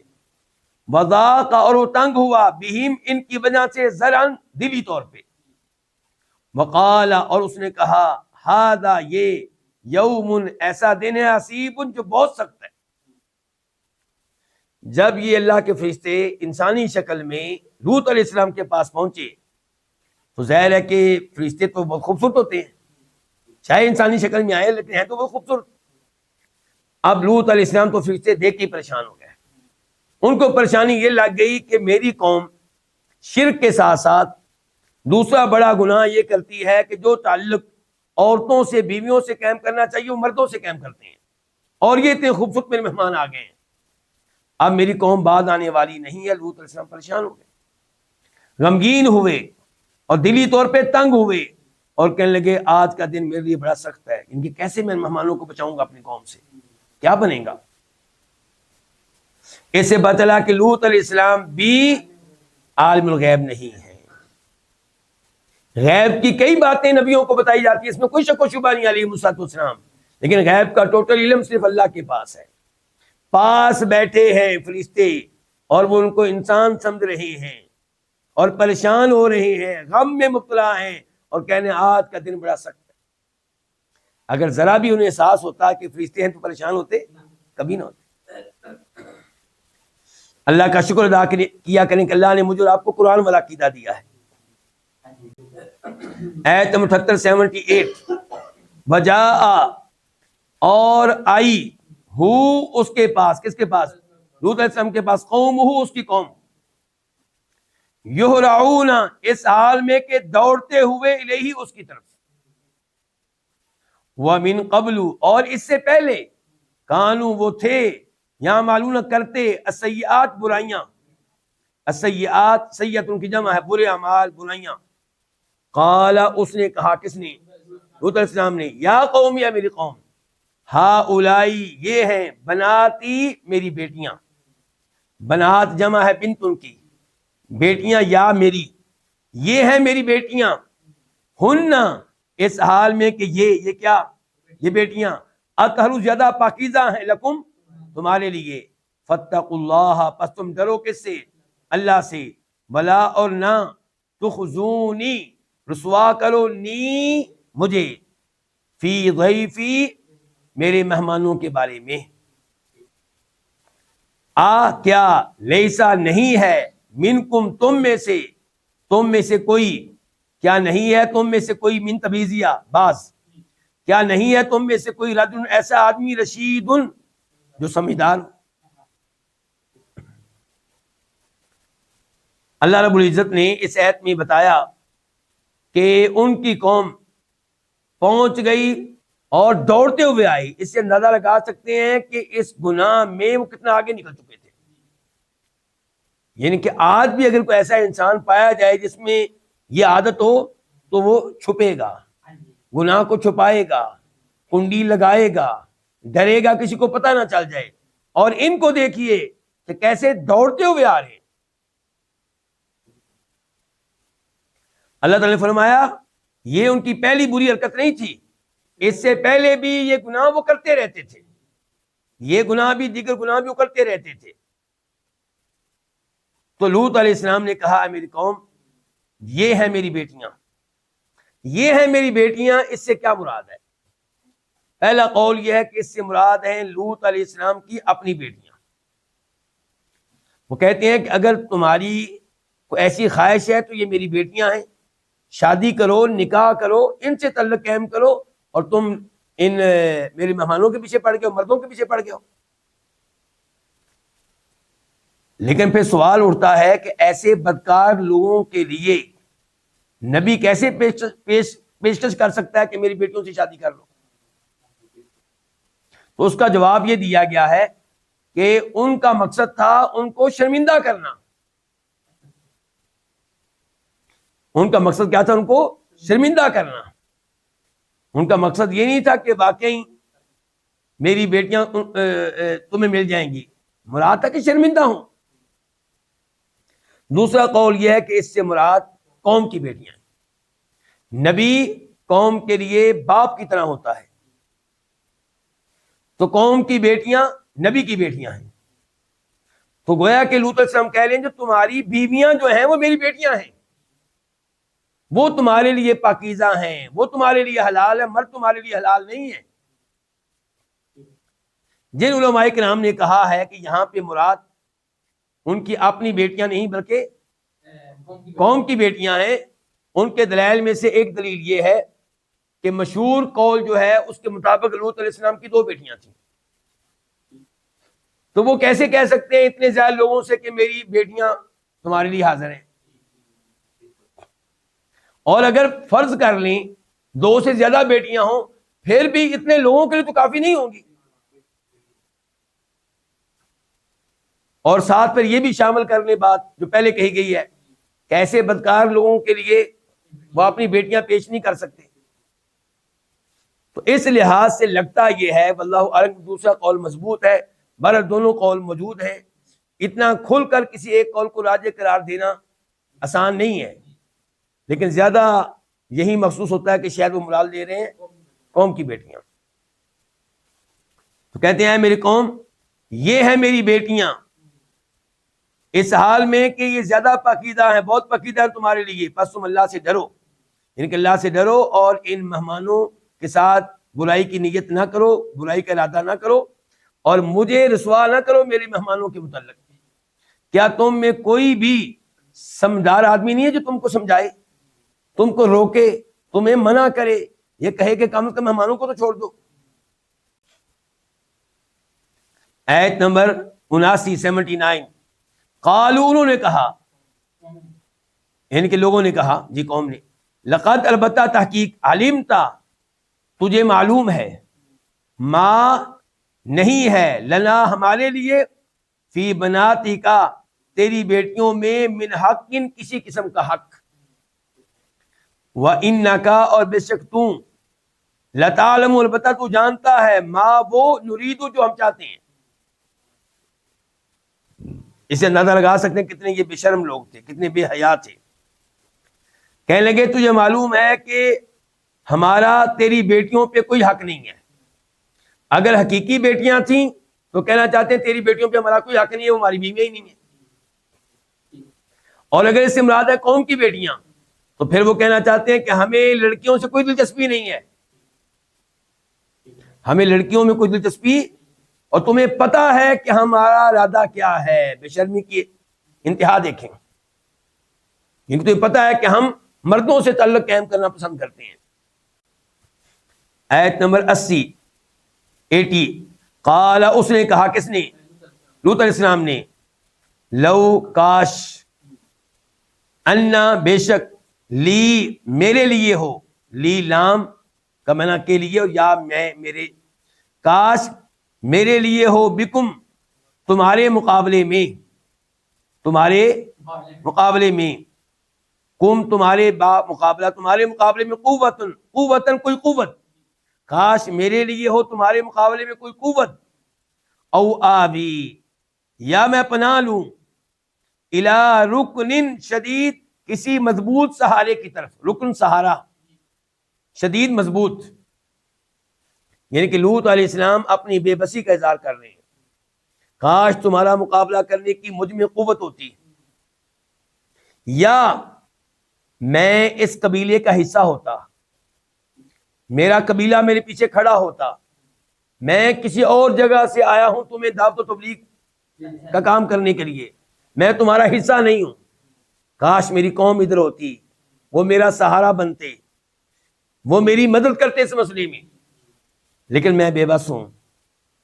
مجھ میں بھی اتنی قوت نہیں کہ اتنے لوگوں کا مقابلہ کروں، اور میرے پیچھے کھڑی ہونے والی کوئی جماعت بھی نہیں ہے. بے بسی کا اظہار ہے، ایک نبی بے بسی کا اظہار کر رہا ہے. آپ اندازہ لگا سکتے ہیں اس وقت ان کے احساسات کیا ہوں گے. اللہ کا وہ بندہ کتنا پریشان ہوگا اس موقع پہ. ہمارے نبی علیہ الصلوۃ والسلام فرماتے ہیں، یرحم اللہ لوطا لقد کان یأوی الی رکن شدید. اللہ تعالیٰ لوط علیہ السلام پہ رحم کرے، ان کے پاس ایک مضبوط سہارا موجود تھا. اس میں ایک اولیاء کہ اللہ، لیکن اس کا جواب یہ دیا گیا کہ نبی بھی جانتا ہے کہ اللہ تو موجود ہے، لیکن دنیاوی اسباب بھی تو اختیار کرنے ہوتے ہیں نا. اللہ نے ہمیشہ اسباب اختیار کرنے کا حکم دیا ہے. تو شاید زیادہ مضبوط قول یہ ہوگا کہ مراد فرشتے، یعنی کہ بیچارے نہیں جانتے تھے کہ فرشتے تو بیٹھے ہوئے ہیں، مضبوط سہارا ہے میرے لیے، یہ میری مدد کے لیے آئے ہیں. تو اس سے پتہ چلا کہ وہ عالم الغیب نہیں تھے. اگر اس سہارے سے مراد اللہ تعالیٰ کی ذات ہے تو پھر آپ حدیث کا مطلب یہ ہوگا کہ ان کے ذہن میں یہ نہیں رہا کہ اللہ کا مضبوط سہارا موجود ہے. اور اگر اس سے مراد ہے فرشتے تو پھر مطلب یہ کہ وہ عالم الغیب نہیں تھے، ان کو پتہ نہیں تھا کہ یہ انسان نہیں بیٹھے ہوئے بلکہ فرشتے بیٹھے ہوئے.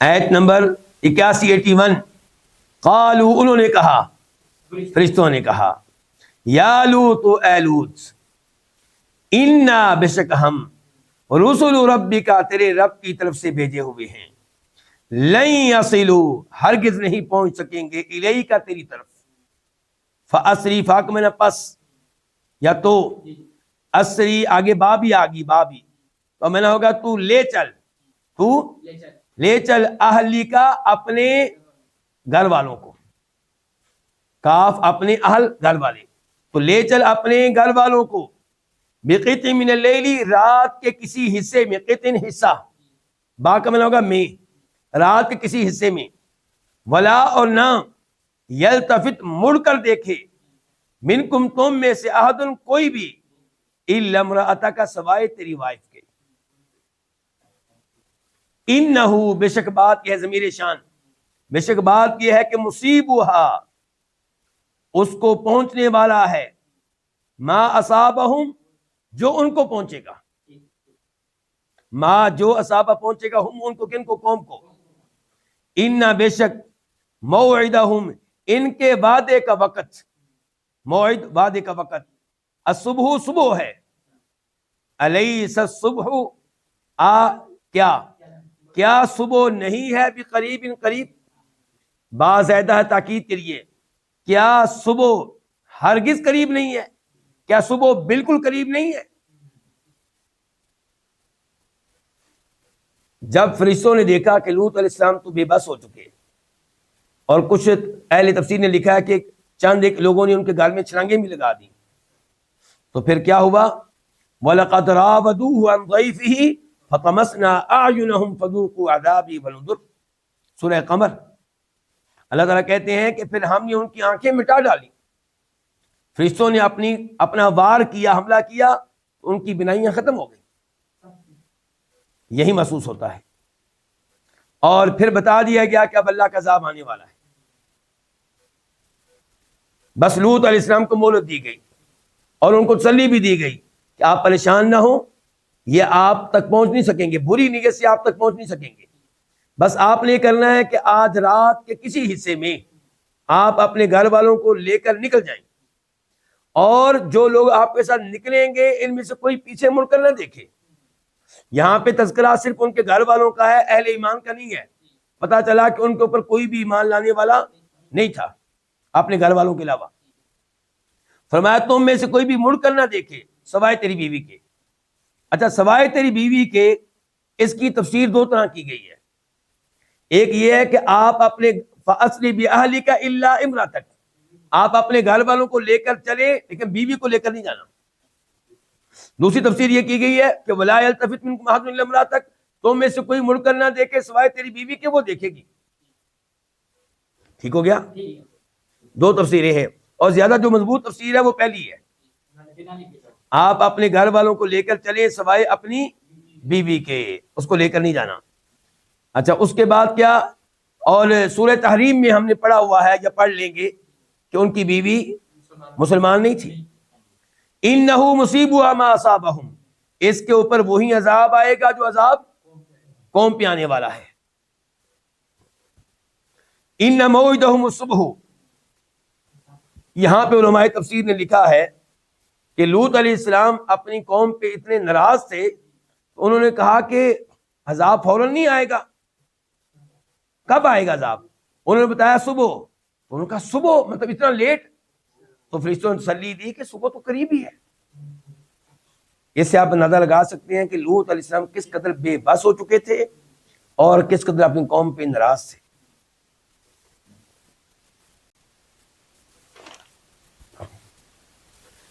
آیت نمبر 82 اللہ تعالی ہم سب کو اپنے عذاب سے محفوظ رکھے، دنیا کے عذاب سے بھی، آخرت کے عذاب سے بھی۔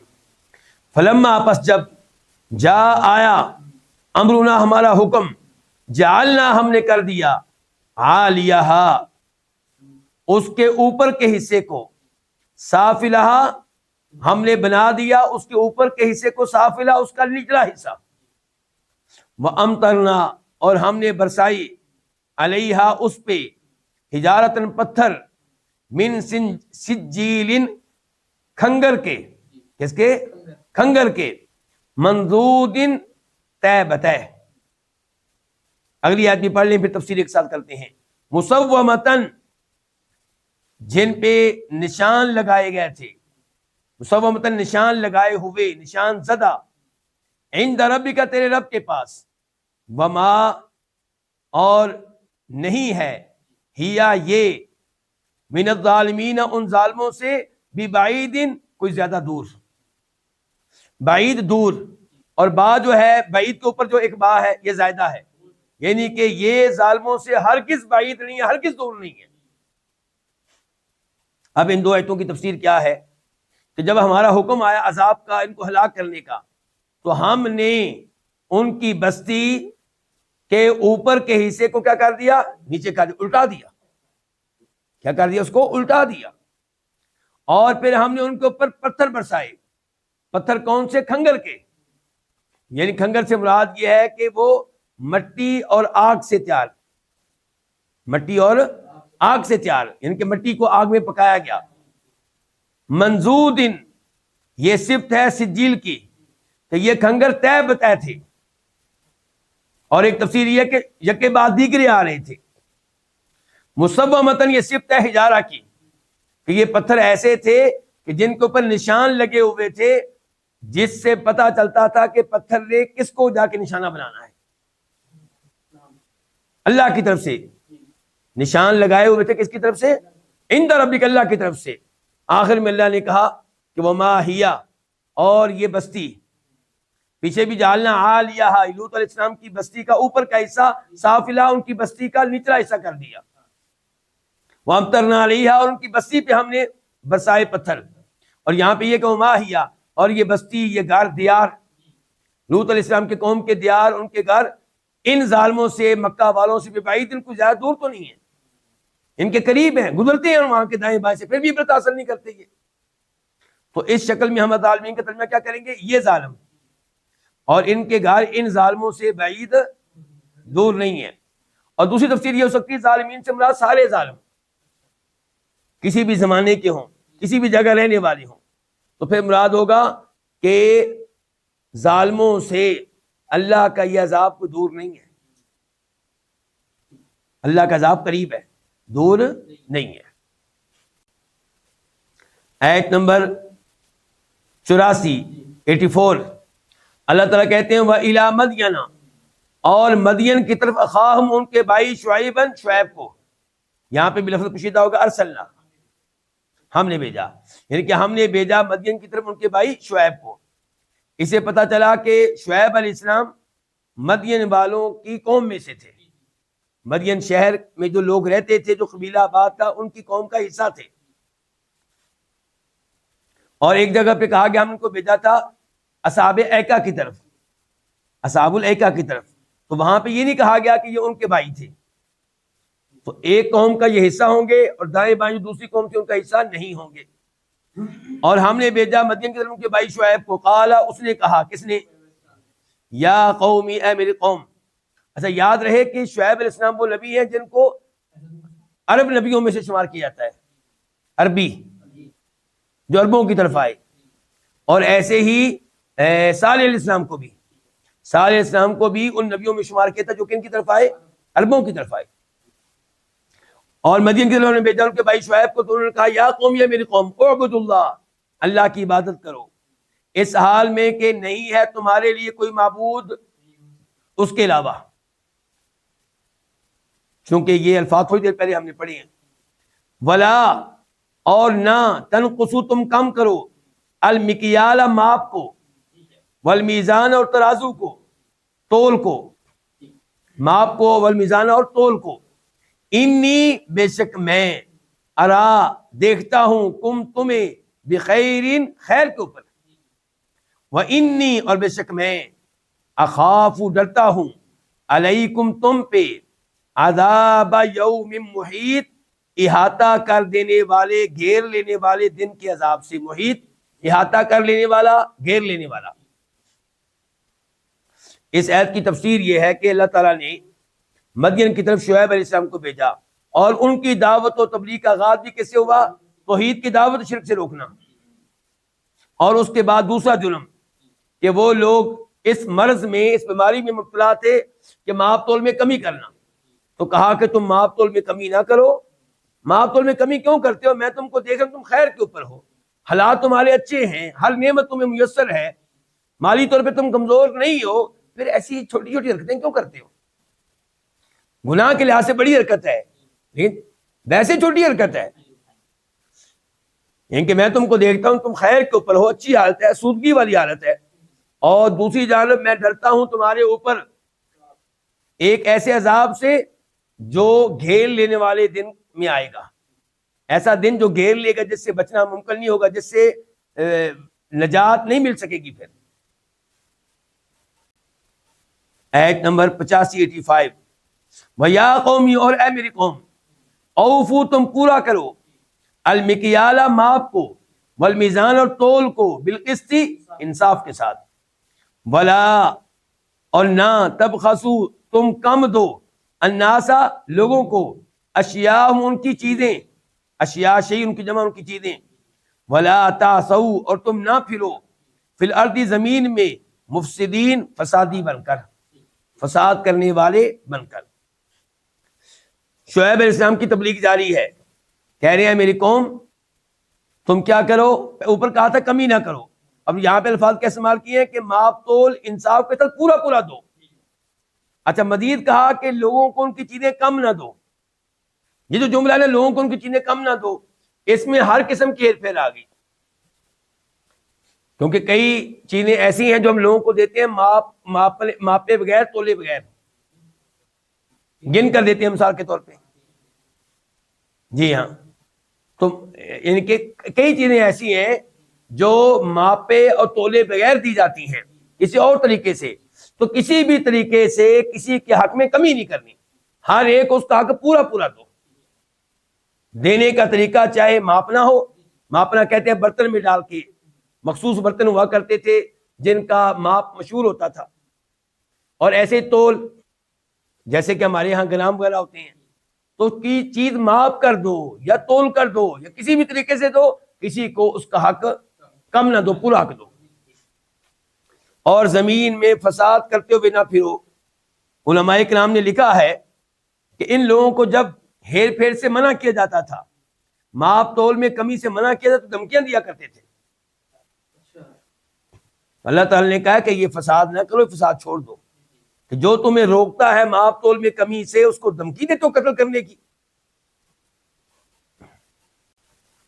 آیت نمبر 86 بقیت اللہ، اللہ کی طرف سے باقی بچا ہوا، اللہ کی طرف سے باقی بچا ہوا، خیر بہت بہتر ہے، لکم تمہارے لیے، ان کنتم مؤمنین اگر تم ہو ایمان لانے والے، وما انا علیکم بحفیظ اور میں ہرگز نہیں ہوں تم پہ نگہبان۔ ما نہیں اور آگے با زائدہ دونوں کا اکٹھا ترجمہ ہو گیا ہرگز نہیں، انا میں، علیکم تم پہ، حفیظ نگہبان محافظ۔ یہاں پہ شعیب علیہ السلام نے قوم کو یہ بھی سمجھایا کہ ماپ تول میں کمی نہ کرو، ماپ تول میں کمی کیے بغیر جو تھوڑی بہت بچت ہو جائے گی، جو پرافٹ ملے گا، جو منافع آئے گا، وہ بڑا، اس میں بڑی خیر ہے، اگر تم ہو ایمان لانے والے۔ اگر تمہارا اللہ پہ ایمان ہے، تمہیں پتہ ہونا چاہیے کہ حلال کا مال، حلال کا رزق چاہے تھوڑا ہو، اس میں بڑی خیر ہے، اس میں بڑی برکت ہے۔ حرام طریقے سے زیادہ بھی آئے گا تو اس میں خیر نہیں ہوگی، جیسا کہ اللہ تعالیٰ فرماتا ہے یمحق اللہ الربا، اللہ تعالیٰ سود کو مٹاتا ہے، ختم کرتا ہے، اور صدقے کو اللہ بڑھاتا ہے۔ تو جس مال میں سے صدقہ ادا کیا جائے اس میں بڑی برکت ہوتی ہے۔ ایسے ہی فرمایا یہاں پہ تم حرام سے بچو، اور یہ نہ دیکھو ہر کوئی یہ حرام کام کر رہا ہے، ہر کوئی ماپ تول میں کمی کر رہا ہے تو میں بھی کروں، نہیں، آپ ماپ تول میں کمی نہ کریں، اور آپ کو بظاہر پرافٹ لوگوں کے مقابلے میں کم ملے گا، لیکن اس میں خیر بڑی ہوگی، برکت بڑی ہوگی۔ اور میں تم پہ کوئی نگہبان نہیں ہوں، میرا کام ہے سمجھا دینا، عذاب اگر آیا تو اللہ بھیجے گا، میں نے وارننگ دے دی، اپنا حق ادا کر دیا۔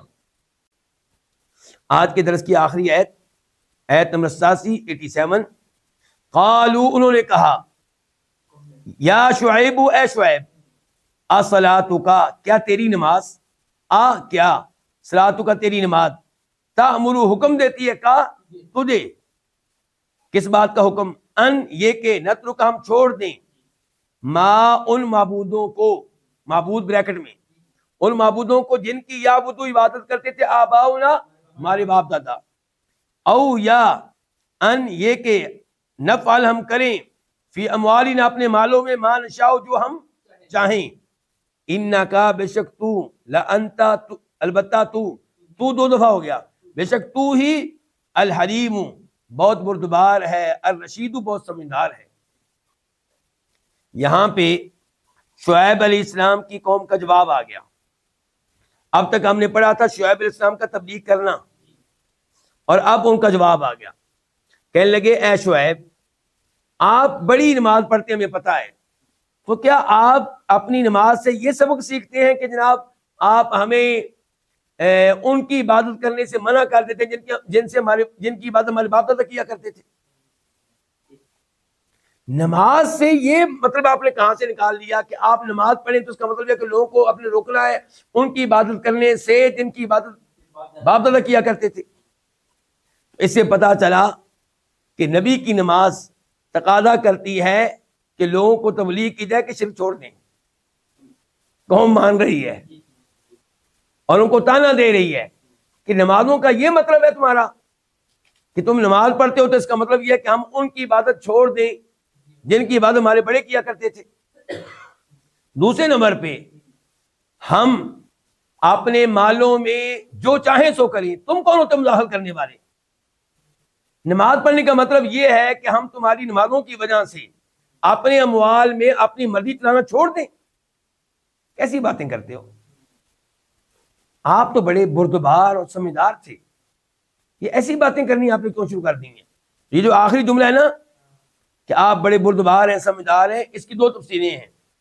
ایک تفسیر یہ ہے کہ وہ مذاق میں کہہ رہے ہیں, ان کو بردبار مانتے نہیں ہیں, ان کو عقل مند مانتے نہیں ہیں, بلکہ ان کا مذاق اڑاتے ہوئے کہہ رہے ہیں کہ بڑا تو بردبار ہے جناب, بڑا تو عقل مند بنا پھرتا ہے. ٹھیک ہے. اور دوسرا یہ ہے کہ وہ واقعی ان کو بردبار سمجھتے تھے, عقل مند سمجھتے تھے, اور کہہ رہے ہیں کہ آپ بردبار عقل مند ہیں, یہ کام چھوڑ دیں جو آپ نے شروع کیا ہوا ہے. پھر دیکھ لیں, قال انہوں نے کہا یا شعیب, اے شعیب, اصلاتک کا کیا تیری نماز, تأمرک تجھے حکم دیتی ہے کس بات کا, ان نترکا, اصل میں بھی ان نترکا, یہ کہ ہم چھوڑ دیں ما یعبد آباؤنا, ان کو جن کی عبادت کرتے تھے ہمارے باپ دادا, یا آگے پھر آئے گا نترکو, یا ہم چھوڑ دیں کس بات کو کہ ان نفعلا, کہ ہم کریں اپنے مالوں میں مانشا جو ہم چاہیں. انک لانت الحلیم الرشید, بے شک تو ہی البتہ بہت بردبار ہے, بہت سمجھدار ہے. اللہ رب العزت سے دعا ہے کہ اللہ تعالی ہمیں اسی طرح قرآن حکیم کی تفسیر سمجھنے کی توفیق عنایت فرمائے. یہیں پہ آج کے درس کا اختتام کرتے ہیں. وآخر دعوانا الحمدللہ رب العالمین.